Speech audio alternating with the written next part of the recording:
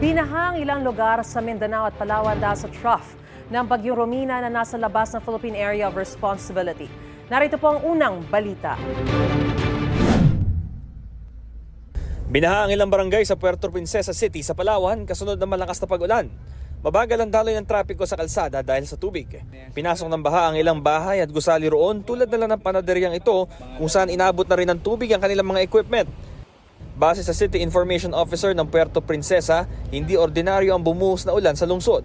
Bukod dito, nakadagdag pa raw sa pagbaha ang pagbara ng mga basura sa mga daanan ng tubig. Nakamonitor naman daw ang lokal na pamahalaan sa sitwasyon. Sa Pag-asa Island naman na bahagi rin ng Palawan, inilikas sa evacuation center ang mahigit 50 pamilya. Nakaranas kasi roon ng matinding pag-ulan kasabay ng malakas na hangin. May nakahanda ng mga food packs para sa kanila. Magkasabay na malakas na hangin at ulan din ang namerwisyo sa Coronadal City sa South Cotabato. Sa lakas nito, natuklap ang bubong ng ilang tindahan ng mga paputok sa lungsod.